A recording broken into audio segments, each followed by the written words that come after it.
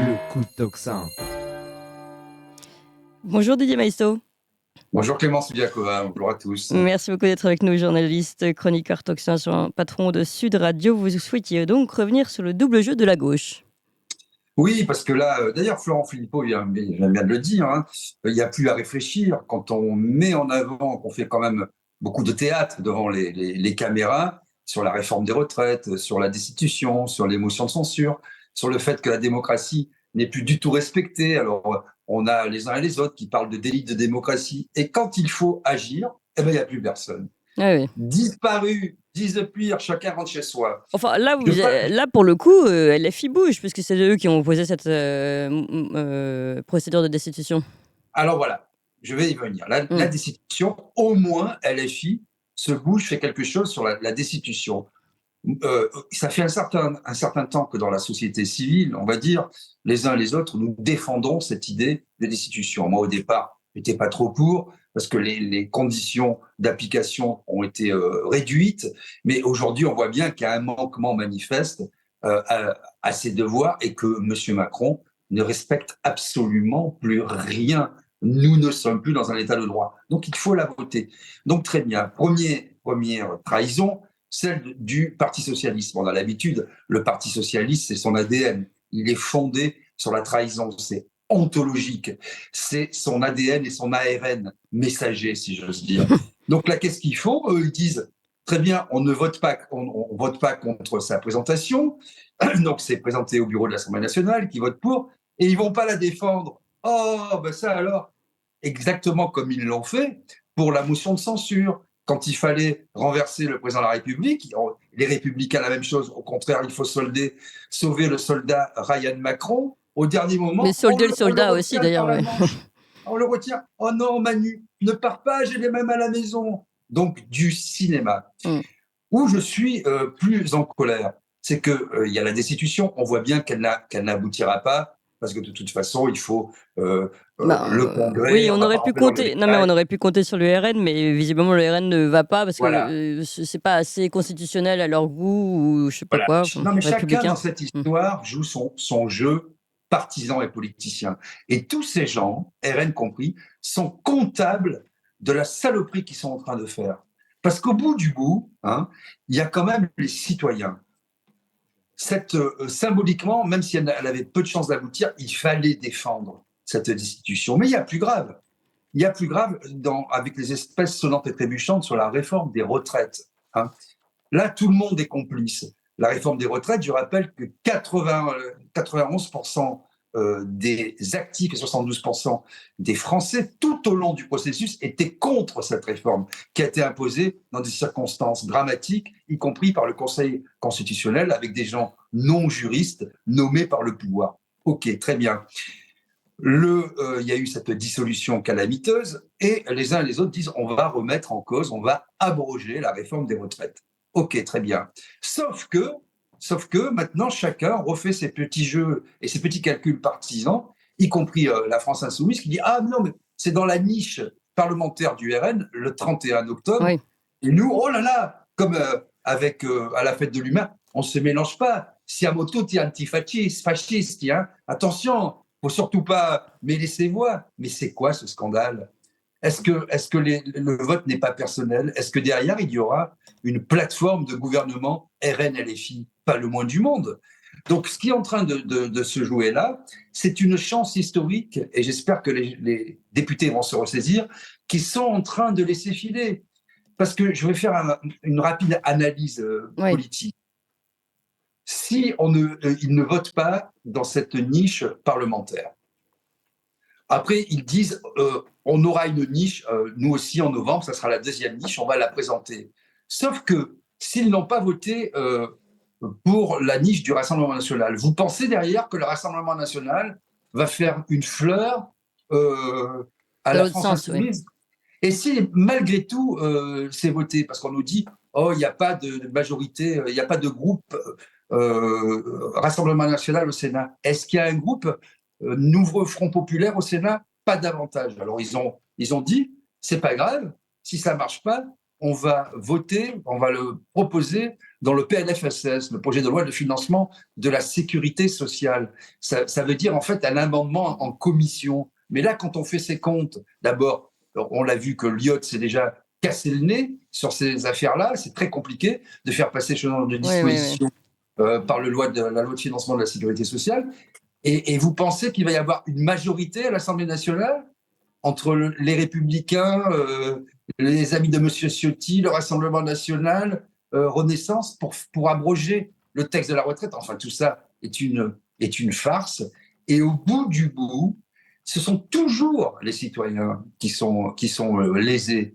Parce qu'il y a beaucoup d'agitation, on l'a dit sur les retraites, beaucoup d'agitation sur les motions de censure, également sur les institutions. Et chaque fois que c'est possible, il ne se passe rien. Pourquoi il ne se passe rien? Parce que la vie politique est devenue un métier. Être un homme politique, c'est rétribué et les gens ne vont pas scier la branche sur laquelle ils sont assis. Il y a un financement public et chacun fait ses petits comptes d'apothicaire. Et bien sûr, en fonction des voix et du nombre d'élus, du nombre de députés, on a une manne. Et cette manne se chiffre en millions d'euros. Donc, après une dissolution, les gens n'ont pas envie de. Donc, ils regardent d'abord leur propre intérêt et non pas l'intérêt des Français.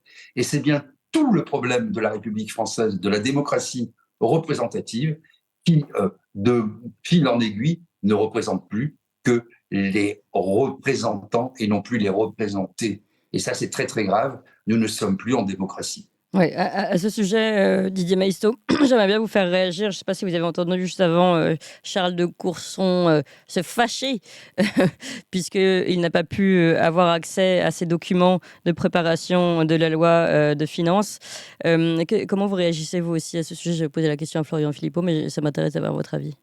Oui, c'est exactement la même chose. Vous voyez, il y a une séparation. La République française et la Constitution est claire sur la séparation des pouvoirs. Hein.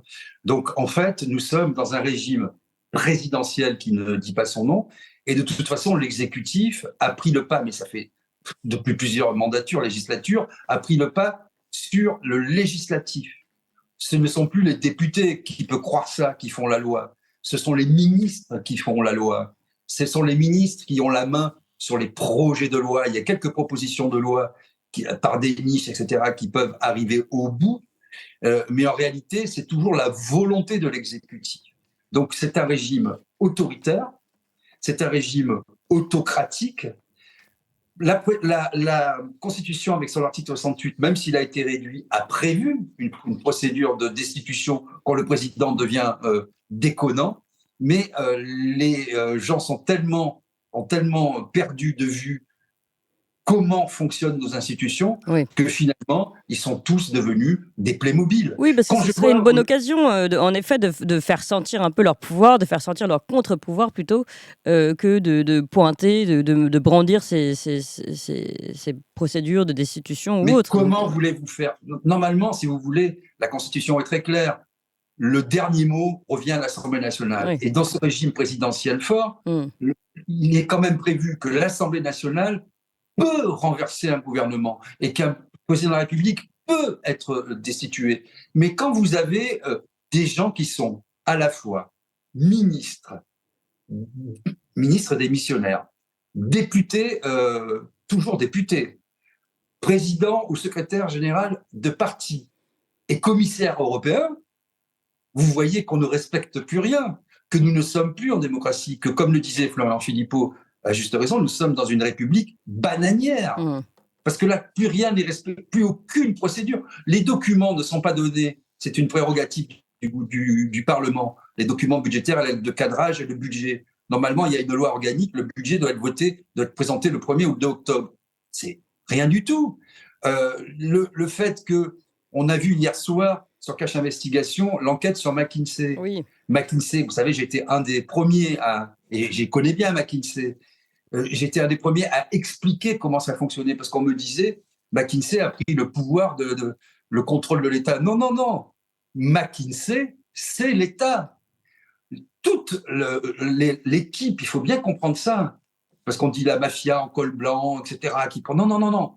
Toute l'équipe de M. Macron En Marche, à l'époque, quand des locaux avaient été même dans le 8e, ça a été du bricolage. Toute l'équipe était l'équipe de McKinsey. De telle sorte qu'En Marche, c'est McKinsey. Vous voyez? Donc après, et quand on a M. Blanquer qui tape sur l'épaule d'Élise Lucet en disant que ces questions sont dangereuses. Non, mais attends, cocotte, t'es bien gentil, mais moi, j'ai rien à te dire. Hein. Des journalistes, je suis pas obligé de parler, etc. 1648 € la page.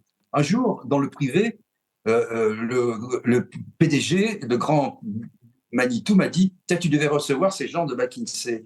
Donc, je ne veux pas dévoiler des secrets, mais j'avais fait toute une étude sur un sujet assez important pour la société. Les types sont venus, ils m'ont écouté, et ils sont revenus une semaine, 15 jours après. Ils ont repris tous mes documents que moi j'avais rédigés, ils me les ont mis dans un format à l'italienne dans l'autre sens, en prenant les titres, et ils m'ont dit « ça fait 30 000 €. J'ai dit la porte, cassez-vous et tout de suite. C'est une escroquerie. En fait, c'est déléguer les pouvoirs français, les pouvoirs nationaux. Moi, au contraire, je fais serment de servir les intérêts nationaux, mais tous ces gens qui sont apatrides, évidemment, ça ne les concerne pas. Oui. Songez que pendant 10 ans, et ça c'est le rapporteur LR de la commission sénatoriale qui a demandé les papiers au fisc français, ils font aller 350 millions d'euros par an de chiffre d'affaires qu'on a pu découvrir, c'est peut-être plus, et ils font 0 bénéfice. Ils font ça pour la beauté de l'art. Ils ne payent pas d'impôts, ces gens. Quand vous, on va vous redresser pour 50 €, Clémence. Oui. Voilà de quelle nature est le pouvoir aujourd'hui. Oui.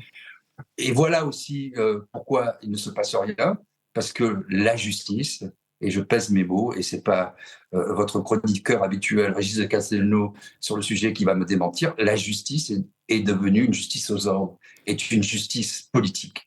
Et le PNF, parfois, se saisit très vite avec la célérité de la lumière, en 15 jours, et parfois, mais des années. Mais en 2 jours, l'affaire Fillon. En 2 jours, sur M. Macron, sur ses comptes de campagne, sur son argent qu'il a mis dans les robinets de la maison de son épouse, ou encore sur son rapport à McKinsey, avec des notes écrites de sa part et de nombreux mails qui ont été expurgés. Il n'a pas toujours été inquiété et il se permet de pérorer et de dire à la presse « Je ne crois pas être au centre des enquêtes concernant McKinsey ». Donc à partir de là, il faut que tout le monde se rende compte dans quelle société nous vivons et dans quel régime nous sommes de fait. Merci beaucoup Didier Maisto, chroniqueur Talks, ancien patron de Sud Radio. Et continue ici, n'hésitez pas à vous mettre des pouces, des cœurs. J'ai vu que vous étiez en général d'accord avec Didier Maisto, alors montrez-le s'il vous plaît. Et puis nous on continue immobilier.